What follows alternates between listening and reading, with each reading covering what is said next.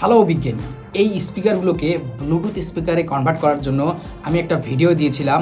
আপনারা অনেকেই আমাকে এই স্পিকারগুলো পাঠিয়েছেন, যেগুলো আমি আপনাদেরকে কনভার্ট করে দিয়েছি। কাজের চাপে আমি ভিডিও করতে পারি নাই। আজকে এই শেষ যে স্পিকারটা আমার হাতে আসে, এইটা ভাবলাম যে একটা ভিডিও করে দেই।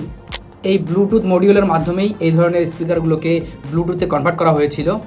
তো চলেন আজকেও আপনাদেরকে দেখাই কিভাবে এই স্পিকারগুলোকে ব্লুটুথে কনভার্ট করা যায়। এই স্পিকারের মেইন যে সার্কিটটা সেটা আছে এর ভেতরে, আর এর ভেতরেই এই সার্কিটটাকে বসাতে হবে। এইটা হচ্ছে ব্লুটুথ মডিউল। এর জন্য এটাকে আগে খুলতে হবে। আমি একটা ছুরির সাহায্যে এটাকে চাপ দিয়ে খুলবো।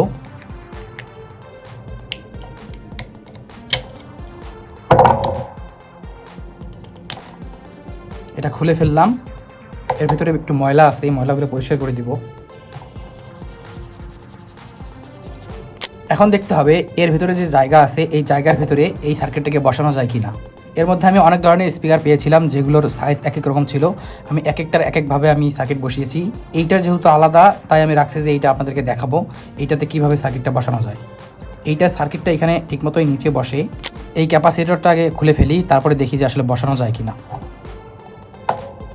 ক্যাপাসিটরটা খুলে ফেললাম। এবার এই সার্কিটটাকে এর ভেতরে এখানে বসিয়ে দেখি। এবার এটাকে এখানে বসাবো। দেখেন খুব সুন্দর মতো এটা বসলো এখানে। যেহেতু এটাকে এখানে বসানো যাচ্ছে, এবার তারগুলো কানেকশন করে দিব। এখান থেকে এই ইনপুটে যে তার তিনটা আছে, এই তিনটা তারকে বের করতে হবে। অর্থাৎ এই যে জ্যাকের তারটা আছে, এই তারটা কাটতে হবে। এই স্পিকারটা যার, তাকে আমি বলছি যে এই তারটা থাকবে কি না। উনি বলছেন না, তারের কোনো প্রয়োজন নাই, আপনি তারটা কেটে ফেলেন। সো আমি এখানে তারটা কাটবো, এই তার দিয়ে কানেক্ট শুধু ব্লুটুথ সিস্টেমটা করবো, এই তার থাকবে না।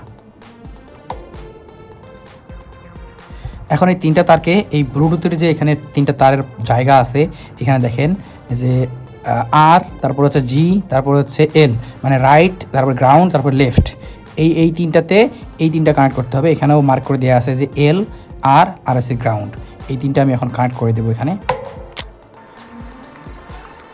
দেখেন এখানে লেফটের জায়গায় লেফট, রাইটের জায়গায় রাইট এবং গ্রাউন্ডের জায়গায় গ্রাউন্ড কানেক্ট করে দিলাম। এখানে লেখাই আছে যে কোনটা লেফট, কোনটা গ্রাউন্ড, কোনটা হচ্ছে রাইট। এটা কানেক্ট করে দিলাম। এবার এখানে পাওয়ার দিতে হবে। এই পাওয়ারে এখানে দেখেন ভি ইন এবং গ্রাউন্ড দেওয়া আছে। এইখানে দুটো তার কানেক্ট করে আমি এই যে এখানে ভি ইন, অর্থাৎ এই যে এখানে দেখেন প্লাস মাইনাস আছে, সেখানে কানেক্ট করে দেবো। আমি যে তারটা কেটেছিলাম এইখান থেকে তার বের করে নেব। এখান থেকে দুইটা তার আমি হচ্ছে পজিটিভ নেগেটিভ হিসেবে ব্যবহার করব। এখানে আমি সবুজ তারটাকে পজিটিভ ধরবো, পজিটিভে কানেক্ট করব, এবং সাদা তারটাকে নেগেটিভে কানেক্ট করব। এখানে পজিটিভে আমি সবুজ তারটা কানেক্ট করে দিলাম এবং নেগেটিভ বা গ্রাউন্ডে আমি সাদা তারটা কানেক্ট করে দিয়েছি। এই দুটো তার এখন এইখানে যে পজিটিভ আছে এই দুটোতে কানেক্ট করে দেব। দেখেন ভালো করে ঝালাই করে দিলাম। এবার এই ক্যাপাসিটরটাকে লাগাতে হবে। ক্যাপাসিটরের এখানে যেভাবে কানেকশন ছিল পজিটিভ পজিটিভ নেগেটিভ নেগেটিভ, এর জন্য একটু তার লম্বা করে নিব।